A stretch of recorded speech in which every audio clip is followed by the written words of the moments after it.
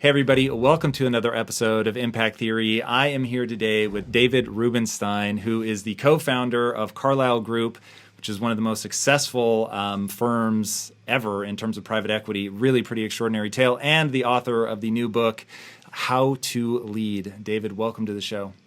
My pleasure. Thank you for having me.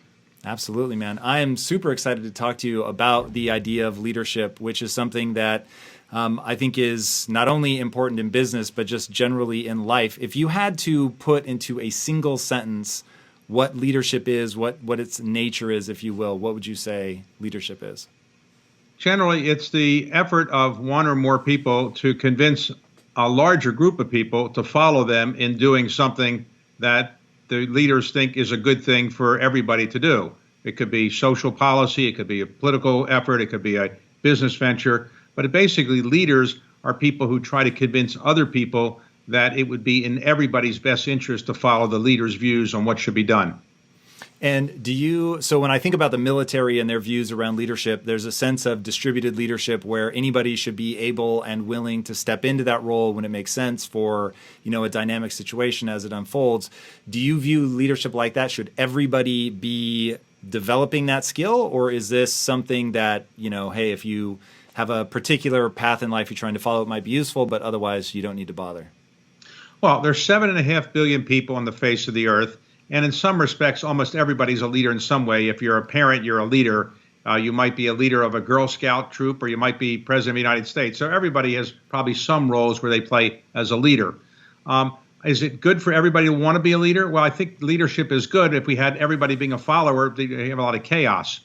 Now, in the military, leadership is more complicated because those people who are leading in the military, they have people's lives at stake. If you're in combat and you're not doing a good job in the military as a combat leader, people can die. Not the same in other parts of life to some extent. But I do think that people who want to be leaders can develop and mature and improve their leadership skills. And that's part of what I wrote about, how people became great leaders after some starts that were not so wonderful, some mistakes, some failures, and things like that. So in the book, you break down what are the sort of core tenets of or aspects of leadership. In the book, were they in order of importance?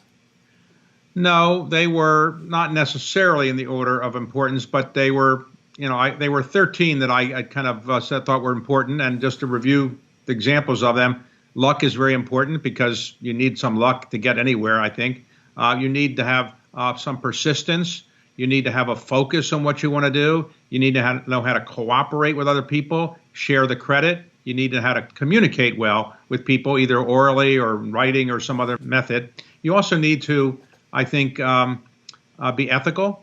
I think some humility helps a lot. Obviously, we know arrogant leaders and have succeeded, but generally, I think humility helps. Rising to the occasion when a crisis occurs is very important. So there are many different skill sets that I think are common with the people I interviewed. So in the book, you start with luck. Just now you started with luck again, which feeds into your notion of being humble as well, which I know is one of the traits that you listed, and I think that's really powerful. But if you had to sort of rank order, so for instance, one of them that you mentioned specifically in the book is hard work and long hours, which I resonate with very much. Right. And I'm just sort of curious if you were to pick, maybe the top 3 or 4, what you think those are. Well, look, nobody ever won a Nobel Prize working 5 days a week, 9 to 5. If you're going to do something great, it takes a lot of time, and hard work is important. So there are not people sitting around just get lucky and all of a sudden the world goes to them and says, I want you to be our leader. It doesn't usually happen. Second, I think it is focus. You can't do 100 things and do them all well. You can do one thing extremely well, maybe 2 or 3 reasonably well, but focus on what you want to do. And then I think you've got to just be willing to overcome failure, because everybody's going to fail. And if you give up after you fail and you don't persist in your idea, you're not going to be a leader. And those are things that are very, very important, which is to say, be persistent, focus on something. And again, you have to want to be a leader. You can't sit in your home and say, I don't really want to be a leader. And all of a sudden people are going to say, you're our leader. That doesn't usually happen. Yeah, your own story I find to be really powerful when taking these principles and looking at what they look like in real life. So I first think I had known of the Carlyle group, but to be honest, I didn't know who founded it. And Right. I knew of you as an interviewer. And so when I found out that they were sort of one and the same, it was really kind of a thrilling moment. You have a sort of a really fun personality, your delivery is dry, but your humor is really, really fun. And Right. to catch you sort of at a later point in your life where I was old enough to be aware of you and what you were doing, and then to sort of look back at how you had approached life and become successful. I'd love to talk about perseverance in your own life, what that journey was like, some of the early, I don't know if you'd categorize them as failings in politics, getting out of that, not loving your time in law, getting out of that, and then really finding your footing. How did you conceptualize that journey? Did you think I must persevere and you sort of already had that? Or were you just afraid of failure? Well, it's, when you look back at your life when you're my age, I'm now 71, an age too young to run for president of the United States, probably. If you can say, okay, this is how it worked out and I can explain it. But when you're living your life, you don't look at those things that way. So when you're living your life, you're kind of living it in the moment. And one thing didn't work and I tried something else. Sometimes that worked, sometimes it didn't. And I got very, very lucky in my life. And then I tried to do many different things. And some of them, I was happy to do and they worked out well. Some just failed miserably. And, that's life. And, you just have to get used to it. But I think I attribute a lot of my success to luck and a lot of that to also coming from modest means. If you grow up in an extremely wealthy family, if your father is worth $10 billion, you might not have the drive to do the kind of things you need to do to win a Nobel Prize or a Pulitzer Prize or something else. If you grow up in a modest family, if you're going to get anywhere in life, you got to do it on your own. And so when you're growing up in not a wealthy family, you might not think it's an advantage, but it actually is a big advantage because if you're going to get anywhere, you've got to do it on your own. And when you get to do it on your own and you do succeed, people are going to say, well, you did it on your own, not because your father or your mother. I'd love to push on that a little bit. So I've heard you in interviews talk about that before. And what is it about growing up wealthy that placates people? And what is it growing up? Because you've always said that one of the greatest things that ever happened to you was having two parents that loved you unconditionally. So you had that, which I'm sure would have been incredibly beautiful. So what was missing that made you so hungry? And then if money isn't the sort of end all be all, it doesn't deliver happiness, why aren't people hungry when they have wealth? Well, on that question, I think if you know that you are not going to starve or you're not going to be on the street, because your father or mother is very wealthy, I don't think you have quite the drive. Now, obviously, there are exceptions. There are people who are successful who come from wealthy families, but mega wealthy families, the wealthiest families in the country, in any given country, in any given time, generally they don't produce the superstars. So look at the people who are the most successful people today in our society, in politics or business, athletics, whatever it might be. Usually they didn't come from a Forbes 400 family as a general rule of thumb. So in my own case, I came from modest means, as you alluded to. My father wasn't a high school graduate, nor was my mother. Bill Gates has 3 children. They all seem to be well-adjusted. They all seem to be doing well.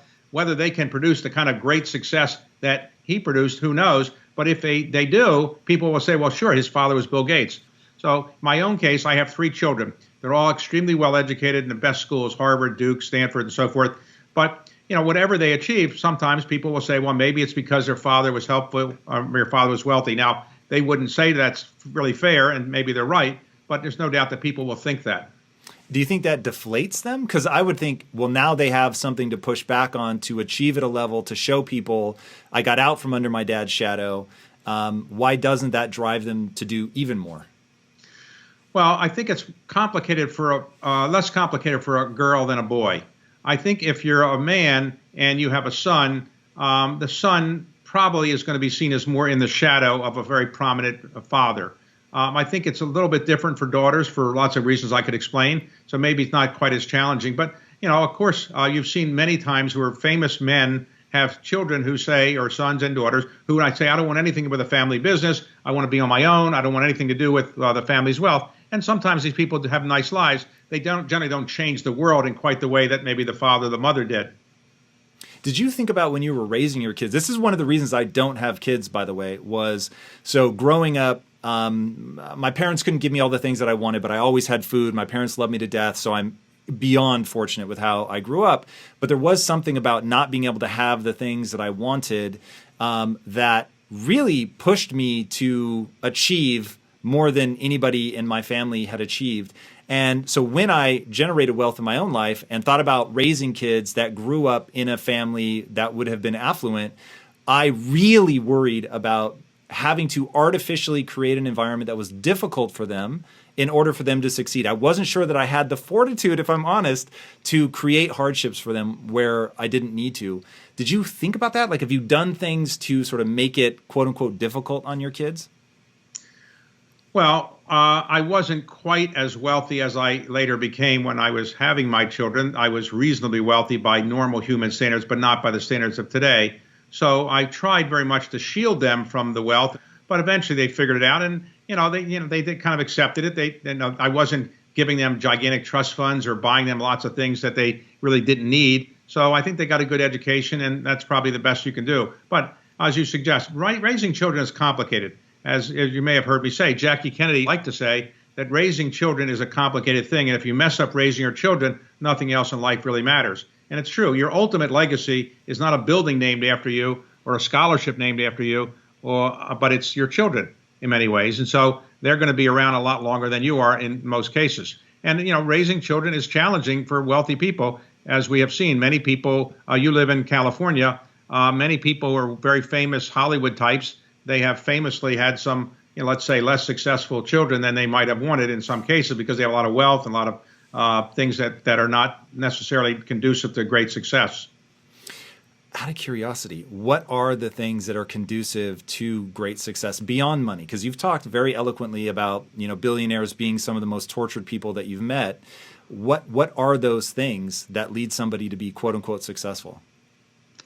Well, in my view, success is happiness. The most elusive thing in life is personal happiness.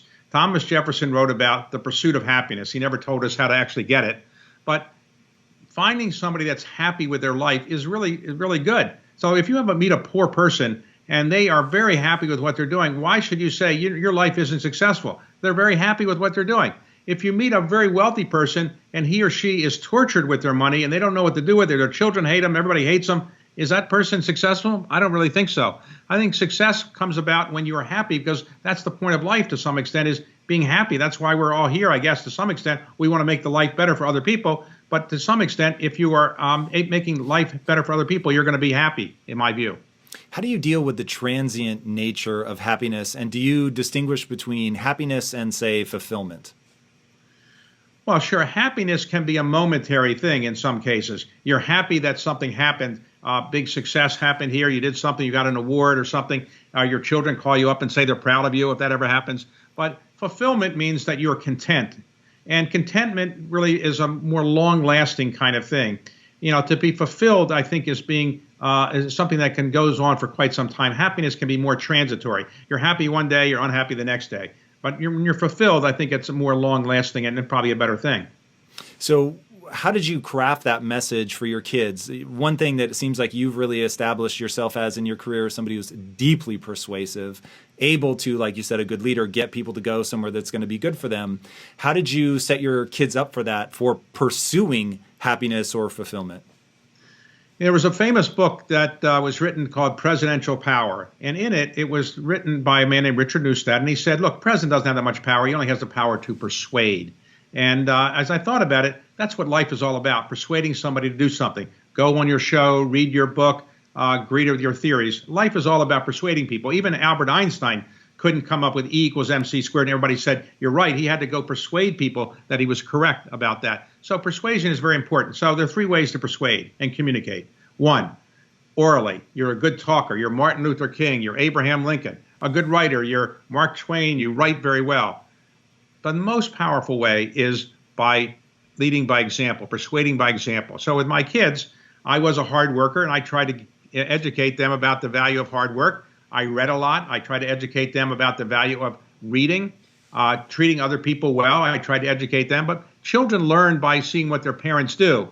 If your parents are doing certain things and they're telling kids to do the opposite, that's probably not going to work. So you have to kind of do what you're trying to get your kids to do, and lead by example. Now, nobody's a perfect parent, and I'm certainly not, but trying to lead by example is probably what I tried to do, and to some extent it worked. And my kids are not perfect, I'm not perfect, and everybody has their flaws. But I think generally they're reasonably happy, and generally they're reasonably successful by normal human standards at this stage in their life.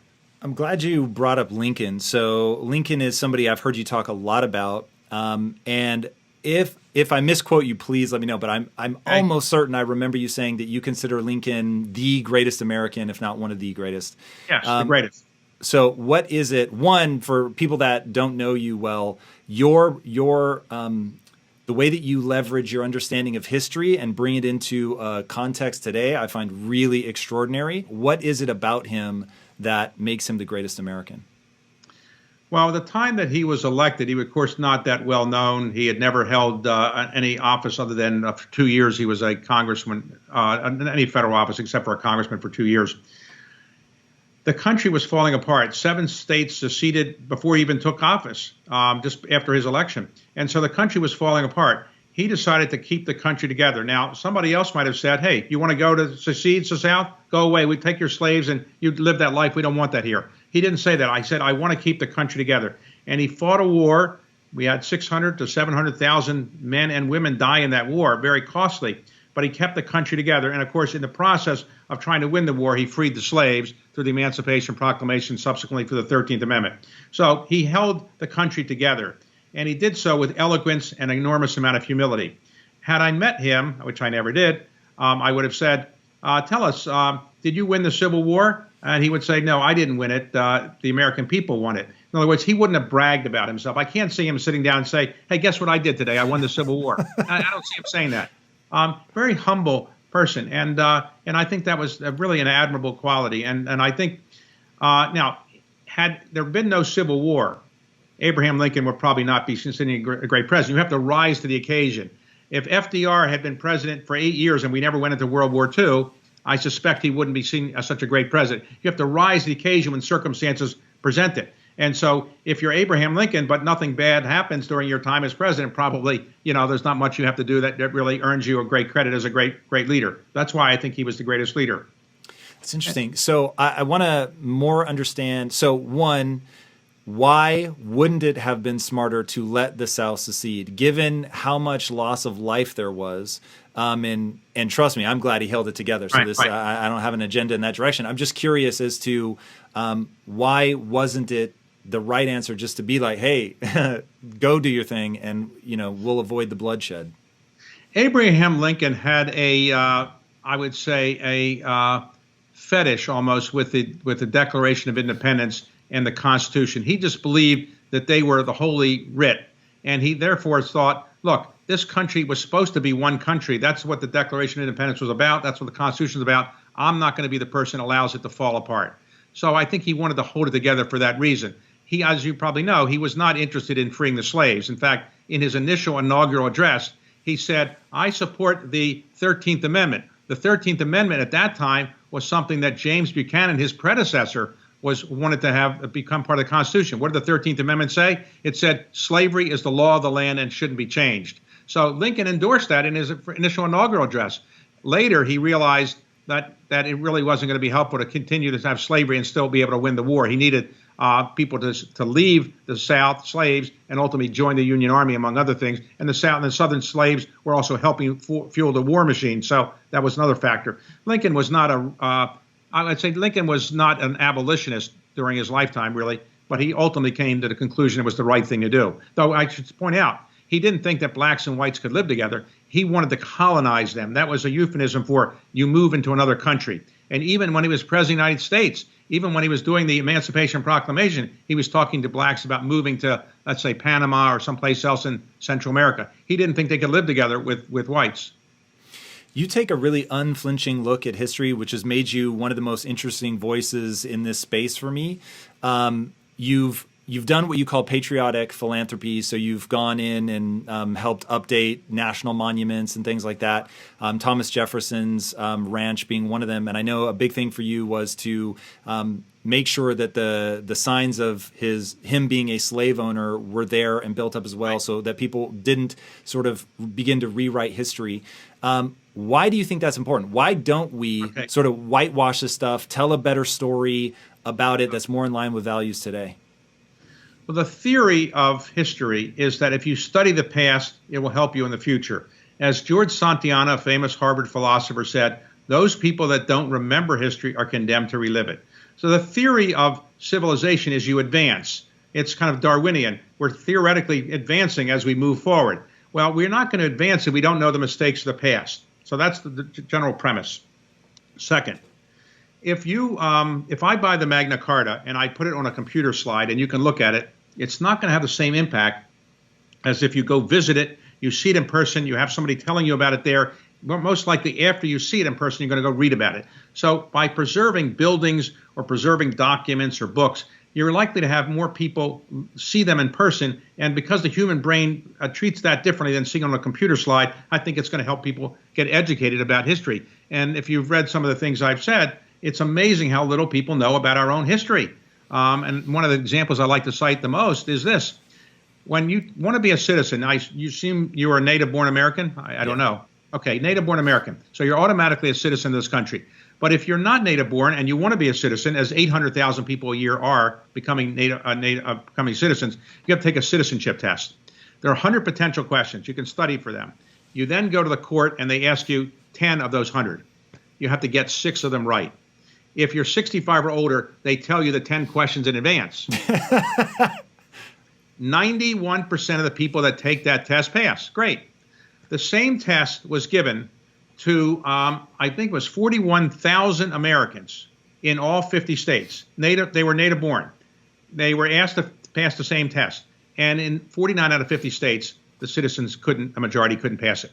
These are questions like, who was first president of the United States? How many branches are there in the federal government? And things like that. So we don't know much about history and civics. You can graduate from any college in the United States today without having to take an American history course.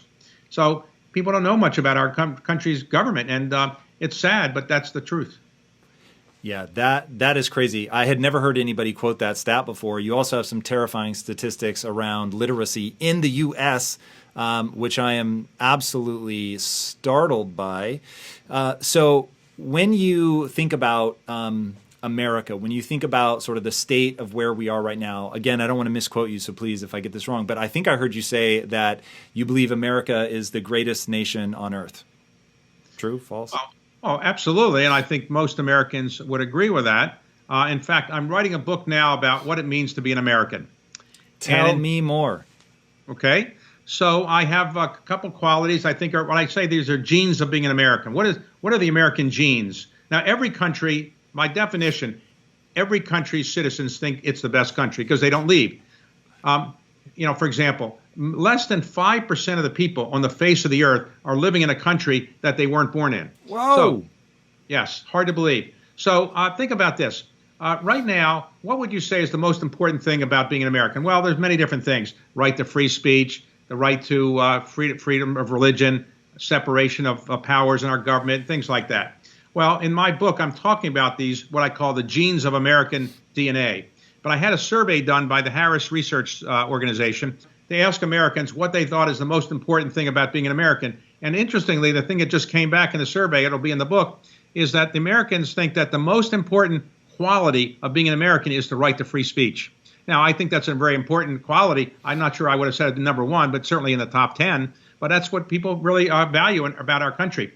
And then clearly, Americans, we have 800,000 people a year coming to the United States to live. How many people do you think are leaving the United States a year to go somewhere else? Maybe a few thousand, probably for tax purposes. That's the main reason. So people think it is the best country, and I think it's the best country. But there's no doubt that the country with the highest happiness quotient is not the United States.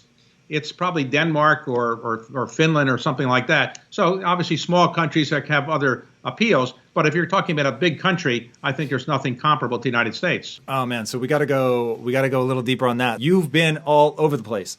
All over the place. And if people know your history, raising money all over the world, really sort of inventing that model, very extraordinary. So for you to look back with the breadth of travel that you've done and still make that statement, I'm super curious. So if we're not scoring as high on the sort of happiness quotient as somewhere like maybe Denmark, and you say that success really is happiness, what is it that we have here as a country? And it sounds like part of it's just scale, that we're able to, what we're doing goes bigger.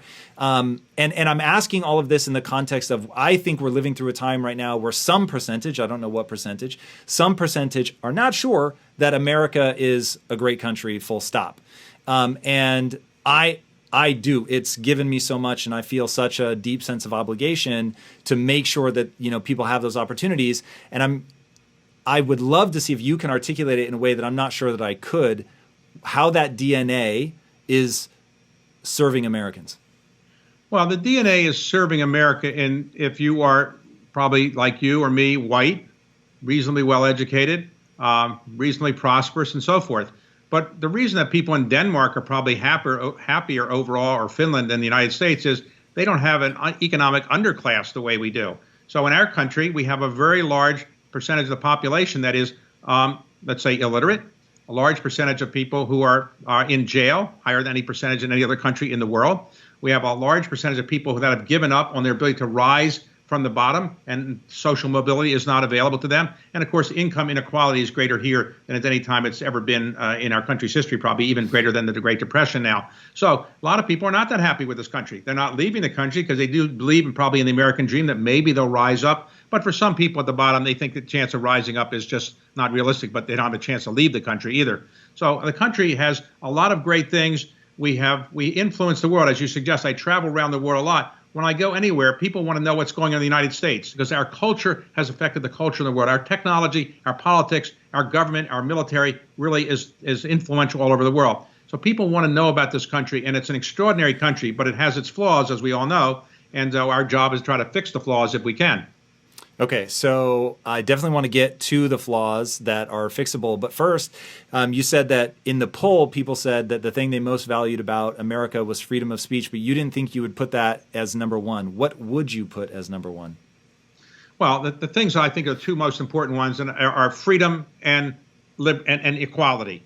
Now, the founding fathers said, and Thomas Jefferson, in effect, said, that's what the country's all about. When he wrote that famous sentence in the Declaration of Independence saying that all men are created equal, he was a slave owner, and he really meant all white men who are Christian are equal if they have some money. But he didn't quite say it that way. So we've taken that creed, something he didn't really mean, and we've made it the country's creed, and it's a goal we live to. And I think many people have grown up thinking, yes, we should have equal opportunity for everybody, equal rights for everybody. We haven't achieved that, but that I think is what is the most important concept of America: equality. And then freedom to do what you want. It can be freedom of speech, freedom of religion, freedom to pursue a career you want. I think those two are the essence of what the country is mostly the backbone of which. There are other things like separation of powers and other important things in our country's history and the way it works. For elections, voting, making your vote be meaningful, those kind of things. But I would say freedom of speech is amazingly what people really think is the highest and most important quality of our country.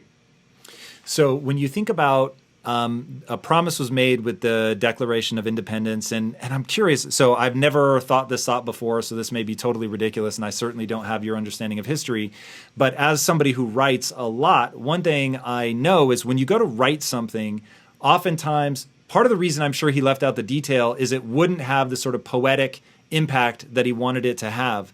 And I do, when I look at sort of the founding documents that this country is based on, and how, in my estimation, no question there are flaws, but in my estimation, like we have continued a march towards making things better, making things more equal, allowing more and more people to rise up, that there was DNA implanted, whether intentionally or unintentionally, that opened the door to us sort of making good on that initial promise.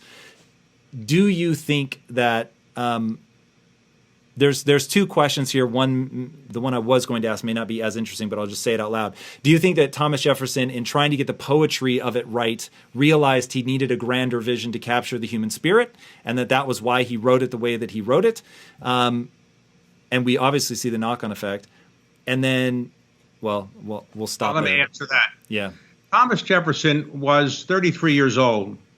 His wife was very ill. He didn't want to be at the Second Continental Congress. He wanted to be back in Virginia, where he thought more important things were getting done, and also he could tend to his wife. But he agreed to stay for a while. They gave him the assignment. They gave him 17 days to write up some propaganda statement about why we're going to break away from England.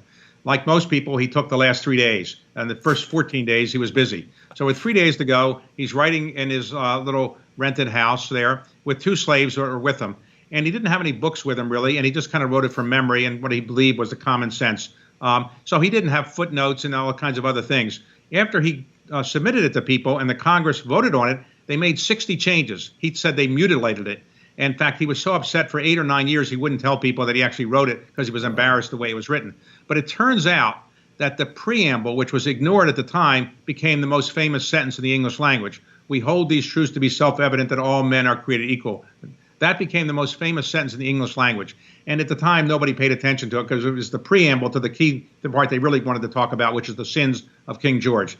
Later, it became the creed of our country because people increasingly said all men are created equal. Well, maybe we mean all men and all women. Maybe we mean all white men and all white women and all black men and all black women. So it got to be expanded. And maybe it also meant people have freedom so that you have freedom for people who are gay, lesbian, Jewish, whatever, Catholic, whatever. Everybody has certain freedom. So it evolved, and it became something that he was synonymous with. And when he died, he said on his tombstone, that's what he really wanted as first, the author of the Declaration of Independence. Well, I don't know that he intended it to be as famous as it became. And in fact, John Adams hated the fact that it became so famous because John Adams thought he was the person who was most responsible for the Revolutionary War Declaration. And he wanted July the 2nd, when that was voted on, to be the day we celebrate. But then we voted on, we celebrate July the 4th. Why is that? Well, 1 year after July the 2nd in 1777, they were going to celebrate, but they forgot it was July the 7th. So they didn't get around to it. The 3rd, they said, we'll organize it on the 4th. So when the 4th became the day they celebrate, it was synonymous with the Declaration of Independence, which was approved that day, and not the July 2nd thing. And that's why Adams and Jefferson didn't get along that well, because they fought over what was more important, the July 2nd resolution or the July 4th declaration. When you put it into the context where you can feel real humans behind the scenes doing this stuff, it becomes, I think, far more interesting. So country has flaws.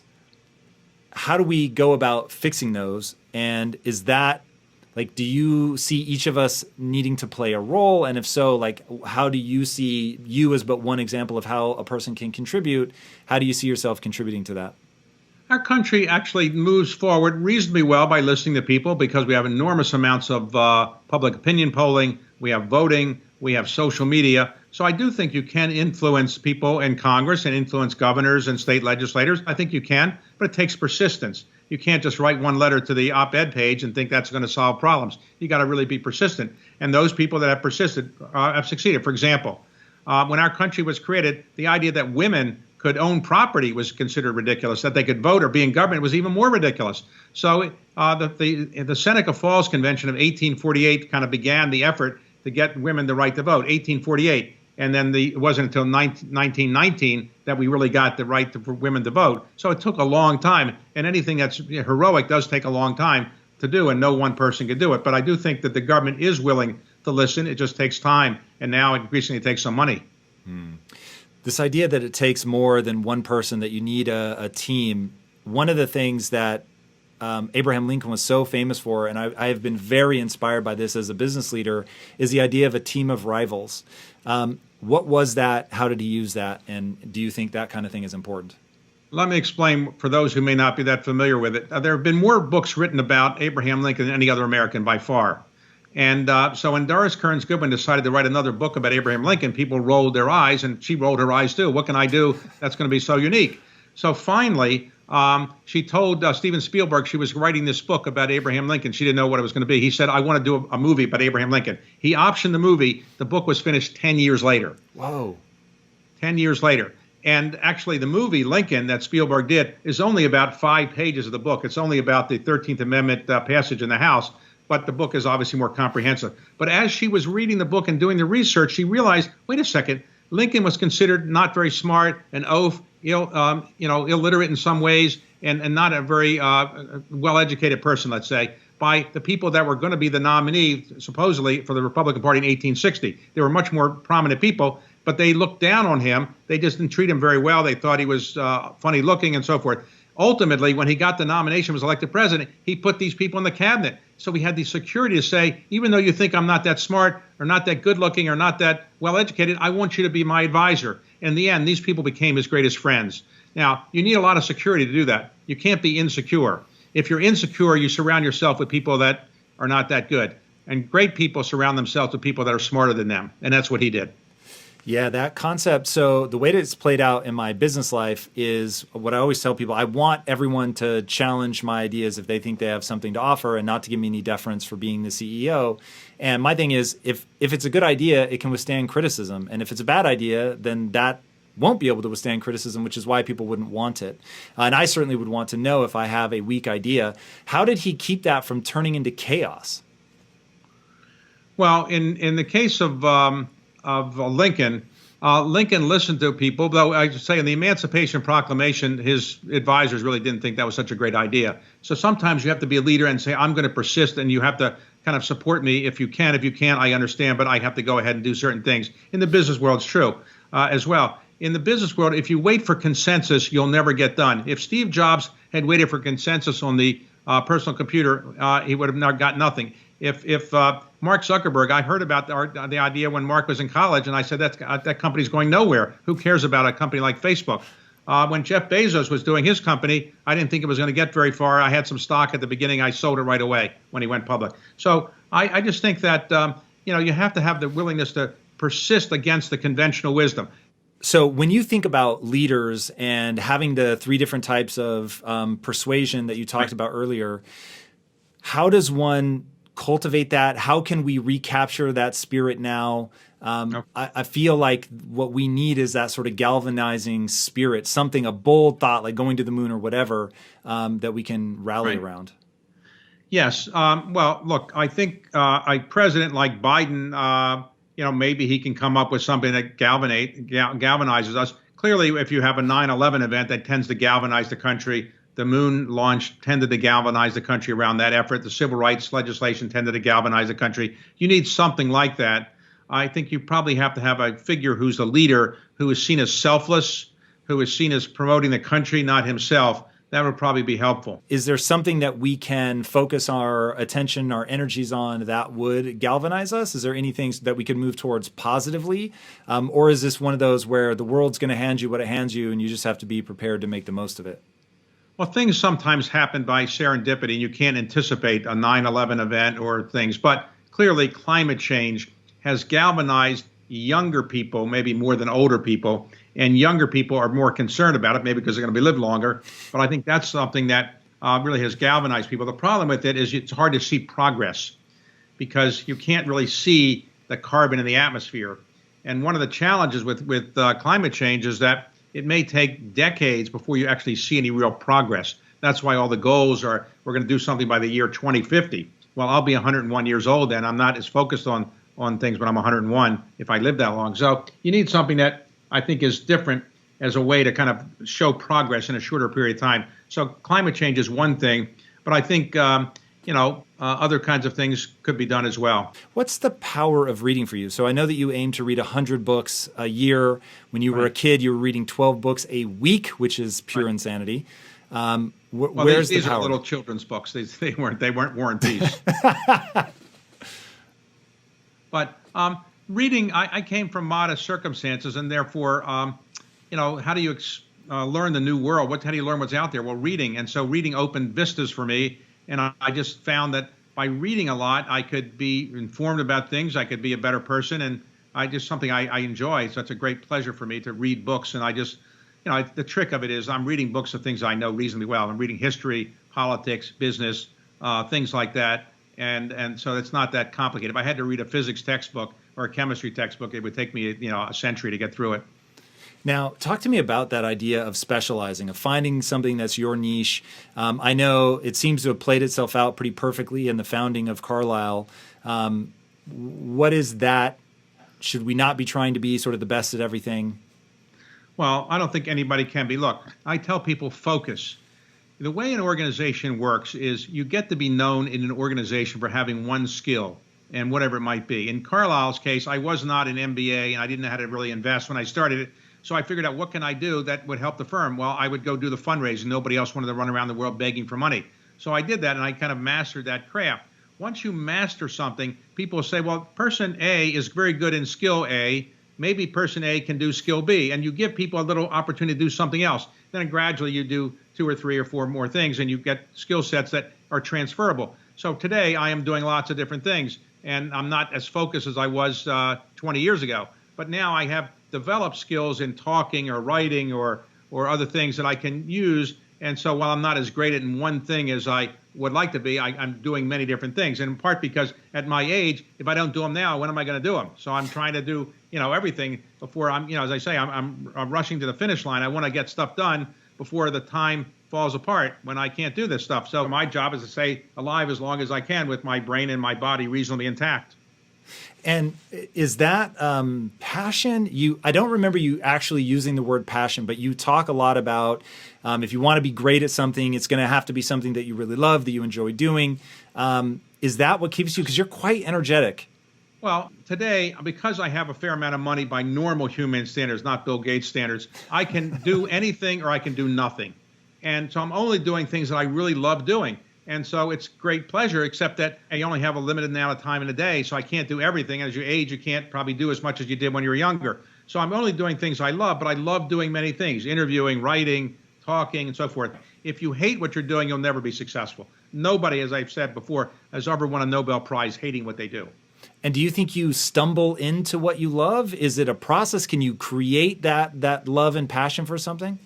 I don't think you can call up McKinsey or Bain or BCG and say, tell me what I love, and I'm going to go do that. No, find something I'm going to love and let me know what it is. You have to do it based on your life and your experiences, your expectation, your skill set. So it's just different than for everybody. You have a different set of experiences. So I happen to like reading. I happen to like talking to people. So I kind of said, maybe I can do some interviewing. I'll read people's books. I'll interview them about their books. And that kind of worked out.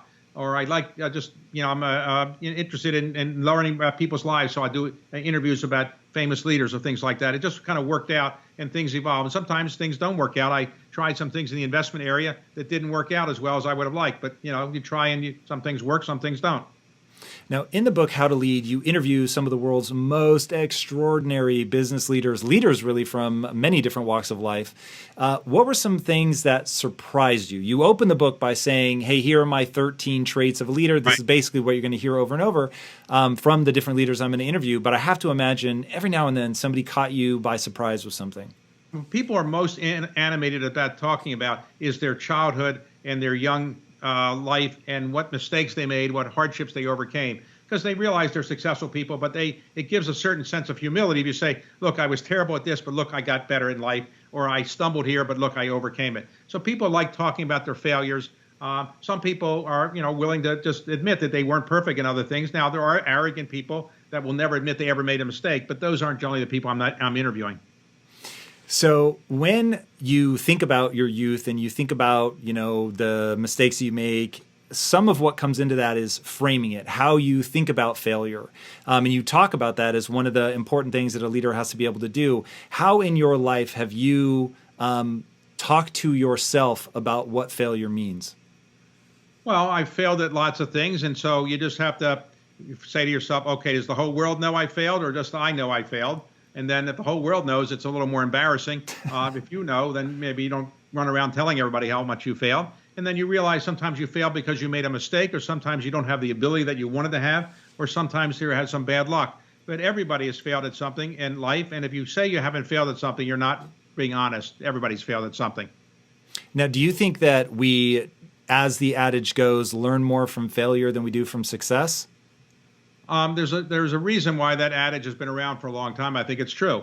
If you're successful, you think this is great and I don't have to learn anything from it. But you learn a lot from your mistakes, and I've learned a lot more from my mistakes than the things that I did that worked out. So the things that I have done that have worked out, I've improved. So when I started doing interviewing, I don't think I was such a great interviewer in the first interview, and it takes a while. I make a lot of speeches these days. I wasn't such a great speaker when I first started, so I've learned, I've improved. You improve, and if you do something long enough, and you apply yourself to it.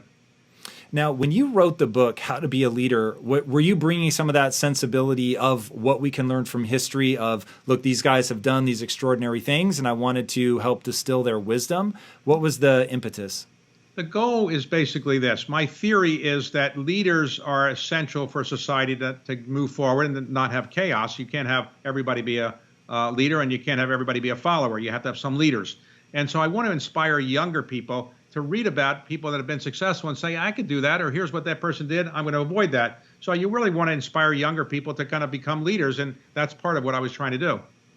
And when you think about unity of leadership, I know one thing you're doing with I will read it as a Congressional book club. I think you have a better name for it, but you encourage people to sort of cross the aisle and sit next to people that are across the aisle. My first book was about that. It was called The American Story. And I started a program about 6 years ago where once a month I will bring all the members of Congress that can come, about 200 or 300 come each time, where I will host a reception and then a dinner, and I'll interview Doris Kearns Goodwin or David McCullough or somebody like that about American history subject that is relatively apolitical. And members like it because they get a nice meal. They can sit with people from the opposite party, which I encourage them to do, and the opposite house, which they often don't know people from the opposite house. We don't have as many committees anymore that are conference committees, and so they like it. And many people have told me, members of Congress, start it again. Now we haven't done it because of COVID, so we're going to try to put it together again soon in the new Congress. Even if COVID's still around, we'll have a socially distanced way of doing it. So members like it a lot. And was that born of a belief that unity comes from sort of proximity and getting people to mix in new ways? Like, was that strategic or just sort of a nice benefit? Like most things in life, it was by happenstance. I had an idea of interviewing historians, and I've done that before. And I said, why don't we do it in front of members of Congress, and maybe we can get people to come together at the Library of Congress, which is a convenient place. It kind of stumbled into it, and it worked out. Maybe the food was better than they anticipated, or I don't know what, but members seemed to like it. And going back to the book for a second, when you begin to sort of tease out patterns, you broke people up into different groups. So you have your builders, you have your creatives. Were there themes that began to play out in terms of what allows someone to have just a really unusual level of success? Well, I think in the end, it's persistence is more important than anything else, and having a desire to do something. You want to prove something, so you have a vision of where you want to go. You're willing to persist and overcome. That's probably the key thing. And then again, having other qualities, learning how to talk, learning how to write, learning how to set an example. There are many different things, but in the end, you have to have a vision of where you want to go. You have to persist in it. You have to be willing to overcome failures and not be afraid of making a mistake. Well, David, with that, I think that's a pretty strong place to wrap up. Okay. Where can people engage with you more? Where can they get the book? What action would you like them to take? I think you can buy the book any place, I think, and order it online. And all the proceeds go to the Johns Hopkins Children's Center. So it's a nonprofit operation for me. But I want to thank you for giving me the time. And I like your decor there and the Batman in the back and everything. Quite nice. So Batman is your role model, right? Yes, that would be a very fair thing. That we could get into a whole thing about that, but as a quick answer, yes. Thanks a lot. Appreciate it. Thank you, David. Bye. Guys, if you haven't already, be sure to dive into his world. It is really extraordinary. The way that he's bringing people together, I think, is amazing. His insights into leadership and what he's gleaned from other people is really, really phenomenal. I think you're going to be deeply blown away. And speaking of being blown away, if you haven't already, be sure to subscribe. And until next time, my friends, be legendary. Take care. You can never let the success make you think that you're better than anybody else or more successful than the next guy. And the same thing about your failures. You shouldn't think that your failures make you any less a person than the next person.